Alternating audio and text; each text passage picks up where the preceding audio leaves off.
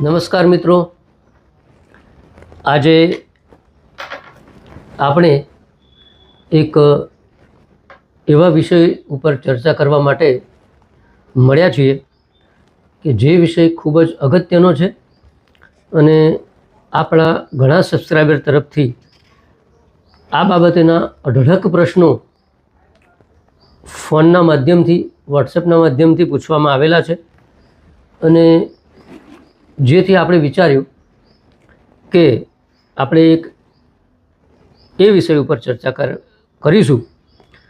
અને આજનો વિષય મિત્રો એ છે કે જે જુદા જુદા કાયદાઓ અન્વયે અનધિકૃત કબજા છે જે લોકોના, એ કબજા નિયમબદ્ધ કઈ રીતે કરી શકાય એ બાબતે આજે આપણે ચર્ચા કરવાની છે. આજના વિડીયોની અંદર મિત્રો આપણે 15 પરિપત્રોની ચર્ચા કરીશું. એ જુદા જુદા કાયદા હેઠળના જે જુદા જુદા પરિપત્રો છે મિત્રો, એ હું આપની સમક્ષ રજૂ કરીશ. પણ આ વિડીયોની શરૂઆત પહેલાં એક અપીલ આપને કરવાની છે. એ અપીલ એ છે કે હાલમાં અત્યારે આપણા દેશની જે પરિસ્થિતિ નિર્માણ થઈ છે પાકિસ્તાન સાથેના સંઘર્ષની, તો એની અંદર અફવાઓથી દૂર રહો. ન્યૂઝ ચેનલો ઉપર ચાલતા પ્રોપેગન્ડા સાચા ના માનો. સરકાર તરફથી આપવામાં આવેલી સૂચનાઓને જ અનુસરો અને કોઈ એવા મેસેજ ફોરવર્ડ કે શેર ના કરો કે જેથી આપણા દેશની પરિસ્થિતિની અંદર વિપરીત અસર થાય અને આપણા દેશની આંતરિક સુરક્ષા બગડે કે લોકો ગેરમાર્ગે દોરવાય. એવા કોઈ મેસેજ ફોરવર્ડ ના કરો, શેર ના કરો અને બની શકે તો આ ગોદી મીડિયા જોવાનું બંધ કરો કે જે ચેનલોની અંદર ઇસ્લામાબાદ ઉપર કબજો કરવાના સમાચાર, લાહોર ઉપર કબજો કરવાના સમાચાર, આવા જે ખોટા સમાચાર ફેલાવી અને લોકોની અંદર ઉન્માદ ફેલાવવામાં આવી રહ્યો છે, તો બની શકે તો એવી ચેનલોથી દૂર રહો અને સરકારના નિર્દેશોને અનુસરો. અત્યારે વિકટ પરિસ્થિતિ છે એટલે અફવાઓ ફેલાવશો નહીં અને અફવાઓ ફેલાવનારાઓને સમર્થન કરશો નહીં. આ અપીલ સાથે આપણે વિડીયો ચાલુ કરીએ છીએ. કાયદાને લગતો આ વિડીયો છે. આ વિડીયોની માહિતી એટલી બધી અગત્યની છે કે તમને ઘણી જ ઉપયોગી થનારી છે. તો આ વિડીયો સંપૂર્ણ રીતે જોજો, કારણ કે આ 15 પરિપત્રો છે એ 15 પરિપત્રોનું સંકલન છે. આ 28/8 અને 2023ના દિવસે આ પરિપત્રો બહાર પાડવામાં આવેલા છે. તો એ કયા કયા કાયદાને લાગુ પડશે અનધિકૃત કબજાને કાયદેસરના કબજોમાં પરિવર્તિત કરવા માટે, એટલે કે નિયમબદ્ધ કરવા માટે, તો એ જોઈએ મિત્રો. તો તમે જુઓ તો આ 28/8 અને 2023ના દિવસે જે પરિપત્ર બહાર પાડવામાં આવ્યા એ કયા કયા કાયદા હેઠળ બહાર પાડવામાં આવ્યા. તો પ્રથમ ધ મુંબઈ કનિષ્ઠ ગામ વતન એટલે કે ગામ નોકર સરકાર ઉપયોગી નાબૂદી એક્ટ 1958. પછી મુંબઈ આંકડિયા ટેન્યુઅર એટલે Saurashtra area abolition act 1959. The Mumbai Saurashtra એરિયાના એની અંદર અઘાટ ટેન્યુઅર અને ઇજારા એબોલિશન એક્ટ 1959. પછી ધ ગુજરાત પટેલ વતન નાબૂદી ધારો 1961. પછી ગુજરાત સર્વાઇવિંગ એલિયનેશન એબોલિશન એક્ટ 1963. એની અંદર શ્રેષ્ઠ સત્તાપણ નાબૂદી કાયદો 1963. ત્યારબાદ મુંબઈ ઇનામી કચ્છ વિસ્તાર એબોલિશન એક્ટ 1958. મુંબઈ કનિષ્ઠ ગામ વતન ગામ નોકર સરકાર ઉપયોગી નાબૂદી એક્ટ 1958. પછી મુંબઈ પરગણાને કુલકર્ણી વતન એબોલિશન એક્ટ 1950. મુંબઈ ભીલ નાયક ઇનામ એબોલિશન એક્ટ 1955. મુંબઈના રૈયત ઉપયોગી ચાકરિયાત ઇનામ એબોલિશન એક્ટ 1953. મુંબઈ વિલીની પ્રદેશો અને વિસ્તારો જાગીર એબોલિશન એક્ટ 1953, મુંબઈ વિલીની પ્રદેશો બરોડા વતન એબોલ્યુશન એક્ટ 1953, મુંબઈ વિલીન પ્રદેશો પરચુરણ સત્વા પર નાબૂદી એક્ટ 1955, મુંબઈ શાકબારા અને મેવાસી એસ્ટેટ એબોલ્યુશન એક્ટ પ્રોપ્રાઇટીઝ રાઇટ્સ રેગ્યુલેશન 1962, આ જે પરિપત્રો છે મિત્રો, અને આ તમામ પરિપત્રોને એક બીજો સંલગ્ન પરિપત્ર છે એની ચર્ચા આપણે છેલ્લે કરીશું, કારણ કે પ્રીમિયમ ગણતરી માટેનો પરિપત્ર છે. પણ આ 14 પરિપત્રો છે મિત્રો, એ પરિપત્રોને સંકલન કરી આ 14 અલગ અલગ પરિપત્રો તારીખ 28/8/2023ના દિવસે બહાર પાડવામાં આવ્યા, કે જે મેં તમને આ કાયદાઓ કયા એ તમામ કાયદાઓ 2002ની સાલની અંદર રિપીલ કરી દેવામાં આવ્યા હતા, નાબૂદ કરી દેવામાં આવ્યા હતા. એટલે આ કાયદા હેઠળની જે જમીનો હતી મિત્રો, તો એ જમીનોની અંદર સરકારે એ કાયદાઓની જુદી જુદી કલમોની અંદર અમુક સમય મર્યાદાની અંદર એની કબજા હકની રકમ નક્કી કરેલી હતી. એ અમુક સમય મર્યાદામાં ભરેથી એ કબજા નિયમબદ્ધ કરવાની જોગવાઈ હતી. પરંતુ જે તે વખતે જે કબજા ધારકો હતા એ મોટાભાગના ખેડૂતો એ અભણ હતા, નાના હતા, સીમાંત ખેડૂતો હતા અને ખેતી કરીને જ રોજગારી મેળવનારા હતા, એટલે એમની આવકનું સાધન પણ મર્યાદિત હતું મિત્રો.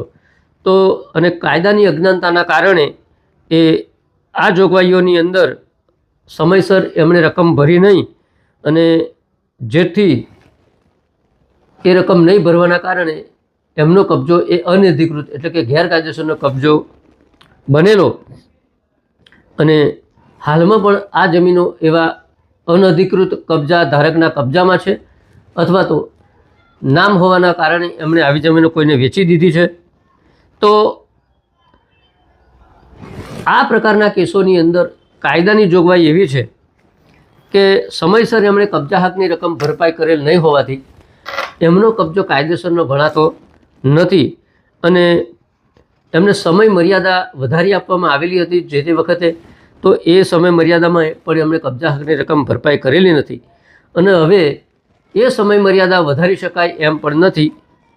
જેથી આવા કિસ્સાની અંદર આ જે નાના ખેડૂતો છે, સીમાંત ખેડૂતો છે, ખેતી કરીને પોતાનું ગુજરાન ચલાવનારા વ્યક્તિઓ છે, એમની પાસેથી જમીન છીનવાઈ ના જાય એવા હેતુથી સરકારે આજે મેં તમને ઉપર જણાવ્યા એ તમામ કાયદાઓની અંદર 14 પરિપત્રો બહાર પાડ્યા, અને એ પરિપત્રો તારીખ 28/8/23ના રોજ બહાર પાડ્યા, અને અમુક જોગવાઈઓ એમાં કરવામાં આવી કે આ જમીનો એમની પાસેથી છીનવાય નહીં, અને એમનું ભરણ પોષણ આ જમીનોની અંદરથી થતું રહે. એમના જે અનધિકૃત કબજા છે એ નિયમિત થાય, એટલે કે કાયદેસરના કબજા બની જાય. તો એના માટેની આ જોગવાઈઓ આ 14 પરિપત્રોની અંદર મિત્રો કરવામાં આવી છે. મિત્રો આ 14 પરિપત્રોની અંદર મિત્રો માહિતી સરખી છે, ફક્ત કાયદો અલગ હોવાના કારણે એ જે તે કાયદા મુજબ પરિપત્ર બહાર પાડેલો છે, પણ માહિતી બિલકુલ એઝ ઇટ ઇઝ શબ્દશઃ સરખી છે. તો એ પરિપત્ર હું તમને સીધો જ વાંચીને જ સંભળાવીશ, એટલે તમને ખબર પડશે. અમુક શબ્દો એવા હશે તો વચ્ચે વચ્ચે હું તમને એની સમજૂતી આપતો રહીશ.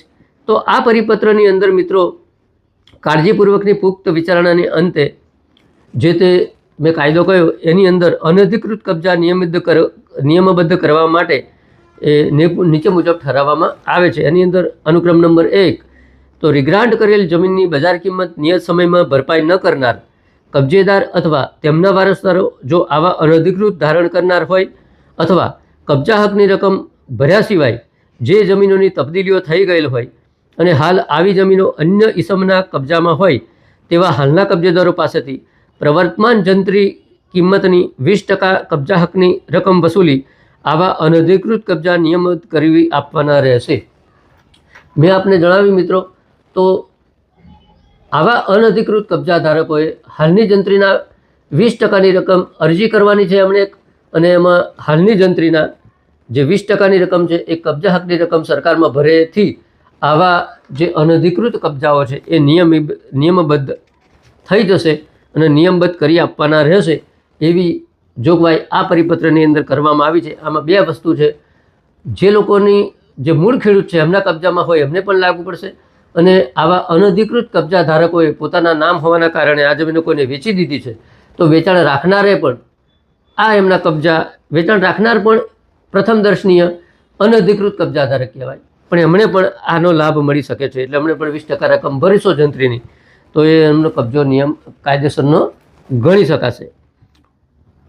પરિપત્રનો અનુક્રમ નંબર 2 જોઈએ મિત્રો તો ઉપર મુજબ નિયમબદ્ધ કરેલી જમીનો જે તે કબજેદાર આ જમીનનો નિયમિત થયા તારીખથી ખેતીના હેતુ માટે જૂની શરતની ધારણ કરશે, પરંતુ જમીનની તબદીલી હેતુફેરના કિસ્સામાં વંચાણે લીધેલ ક્રમાંક 4 સામે દર્શાવેલ ઠરાવની જોગવાઈઓ અનુસાર પ્રીમિયમ પાત્ર થશે તથા આ બાબતે સરકારશ્રીની વખતોવખતની સૂચનાઓને ધ્યાનમાં લેવાની રહેશે.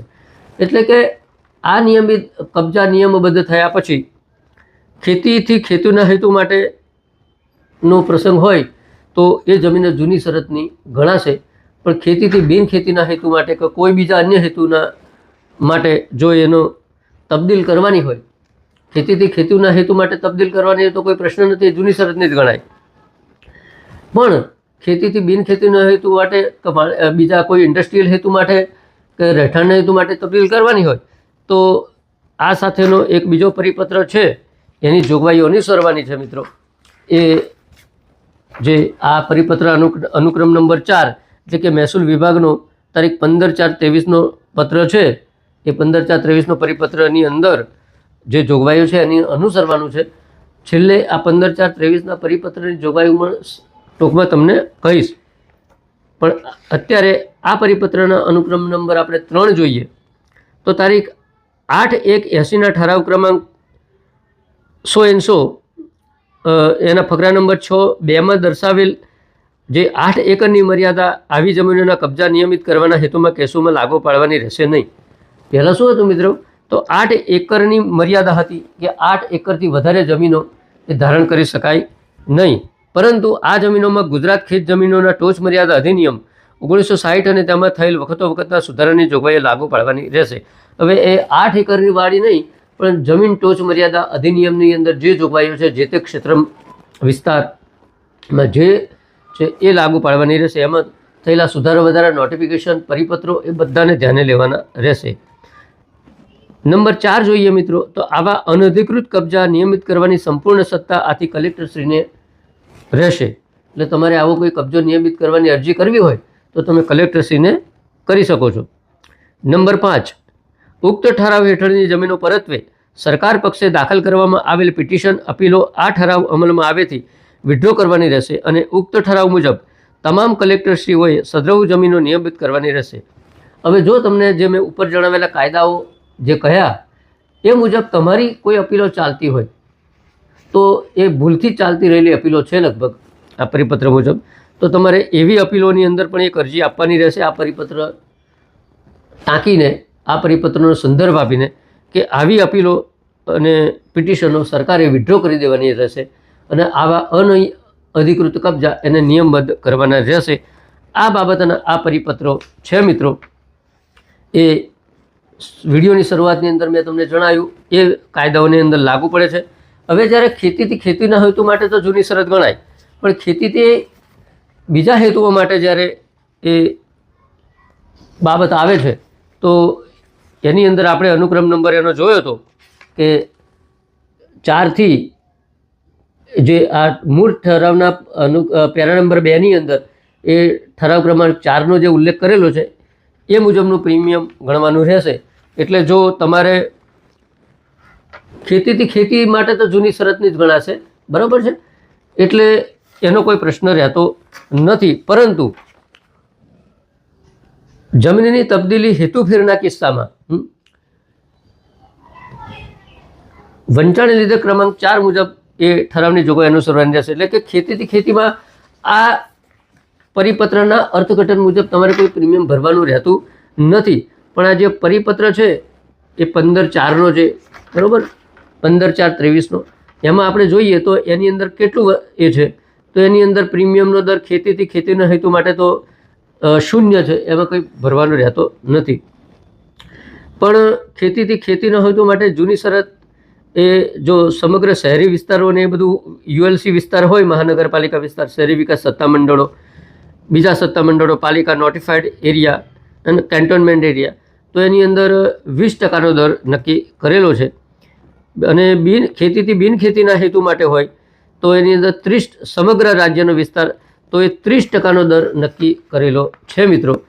તો જ્યારે આ અનધિકૃત કબજાવાળી જમીનો કબજા નિયમિત કર્યા બાદ જો એવી જમીનોને તમારે બિનખેતીની અંદર ફેરવવાની હોય તો જંત્રીના પહેલાં તો 20%ની રકમ તો ખરી જ નિયમબદ્ધ કરવા માટે જે પ્રીમિયમ ભરવાનું છે 20% પહેલાં પરિપત્ર મુજબ 28/8/23ના પરિપત્ર મુજબ તો ખરી જ, પણ તમે જ્યારે ખેતીથી બિનખેતીમાં પરિવર્તિત કરો છો મિત્રો તો એની અંદર તમારે બીજું વધારાનું 30% જંત્રીનું પ્રીમિયમ ભરવાનું રહેશે મિત્રો. અને જો તમારી જમીનો ખેતી હેતુ માટે પણ હોય તો 20% પ્રીમિયમ આવે છે, પણ એની અંદર એ સરકારના નિયમો શું કહે છે એને થોડા ચકાસી લેવા પડશે મિત્રો. કારણ કે 28/8/23ના જે 14 પરિપત્રો છે એ મુજબ તો ક્યાંય પણ તમારે ખેતીના હેતુ માટે જૂની શરત જ ગણવાની છે, એટલે પ્રીમિયમ ભરવું પડવાનું નથી મિત્રો. પણ બીજા હેતુ માટે જો ટ્રાન્સફર કરવાની હોય, તબદીલ કરવાની હોય તો એની અંદર તમારે પ્રીમિયમ ભરવું પડશે. અને એ પ્રીમિયમ જંત્રીના 30% લેખે આ 15/4/24નો પરિપત્ર, 15/4/23નો પરિપત્ર છે. અને આ પરિપત્ર આવ્યા પછી જે સરકારે સુધારા વધારા કર્યા હોય પ્રીમિયમના દરોની અંદર તો એ પ્રમાણે, કારણ કે આ 23ના પરિપત્રમાં આનો ઉલ્લેખ છે એટલે એ મુજબ કહ્યું. પણ આ પરિપત્ર બહાર પડ્યા પછી જો એ પ્રીમિયમના દરોની અંદર વધારા ઘટાડા થયેલા હોય તો આપણે એ ધ્યાને લેવાનું, કારણ કે 30%થી વધારે પણ હોય, ઓછા પણ હોય. કારણ કે એ બધું જોવા રહીશું તો આજનો વિડીયો ઘણો લાંબો થઈ જાય એમ છે. એટલે આપણે આ જે 14 પરિપત્રો, કુલ 15 પરિપત્રોની ચર્ચા આજના વિડીયોની અંદર કરી. ખૂબ જ અગત્યનો વિડીયો હતો મિત્રો આ. અને કારણ કે આ 14 કાયદાઓને લગતો વિડીયો છે, તો આ વિડીયોની માહિતી મિત્રો જેમ બને એમ ખૂબ જ પ્રસાર કરો, એનો પ્રચાર કરો અને આ વિડીયોને વધુમાં વધુ શેર કરો કે જેથી આવા અનધિકૃત કબજા ધારકો છે એ પોતાના કબજા નિયમિત કરવાની અંદર એ લોકોને સરળતા રહે, એ લોકો ધારે તો એની કાર્યવાહી કરી શકે, એ લોકોને માહિતી મળી શકે. એટલા માટે આ વિડીયોને શેર વધુમાં વધુ કરો, તમારા મિત્રોમાં કરો, વોટ્સએપ ગ્રુપની અંદર કરો, ફેસબુક પર કરો, તમામ જગ્યાએ આ વિડીયો શેર કરો મિત્રો, કે જેથી સામાન્ય જનતાનો લાભ લઈ શકે મિત્રો. બીજું કે મિત્રો આ વિડીયો ગમે હોય તો લાઈક કરો. અને તમે જાણો છો એમ આપણી આ ચેનલ ઉપર જમીનોના કાયદાને લગતી, ફોજદારી કાયદાઓને લગતી, સિવિલ કાયદાઓને લગતી, રેવન્યુ કાયદાઓને લગતી ખૂબ જ અગત્યની માહિતી આપણે મૂકતા રહીએ છીએ અને લોકો એનો લાભ પણ લેતા રહેલા છીએ. લોકોના ખૂબ જ સારા પ્રતિભાવો ટૂંક સમયની અંદર આપણને પ્રાપ્ત થયેલા છે. એ બદલ તમામ જાહેર જનતાનો આપણે આભાર વ્યક્ત કરીએ છીએ. પણ હજુ સુધી જો તમે આપણી આ ચેનલ અશોક ડાભી એડવોકેટને સબસ્ક્રાઈબ ના કરી હોય તો અત્યારે જ કરો. બાજુનું બેલ આઇકોનનું બટન દબાવો, ઘંટડી જેવી આકૃતિ, અને નોટિફિકેશન ઓલ કરો કે જેથી જ્યારે આવા અગત્યના નવા વિડીયો જ્યારે આપણે મૂકીએ તો એનો સંદેશ આપના સુધી તરત પહોંચી જાય અને તમે એ વિડીયોનો લાભ ઉઠાવી શકો મિત્રો. આ વિડીયો પૂર્ણ કરતાં પહેલાં પુનઃ આપણને એક અપીલ કરી દઉં ફરી પાછી, કે હાલની પરિસ્થિતિની અંદર અફવાઓ ના ફેલાવશો. અફવાઓ ફેલાવનાર ચેનલોથી દૂર રહો. સાચી ચેનલો અને સાચા માધ્યમોનો જ ઉપયોગ કરો.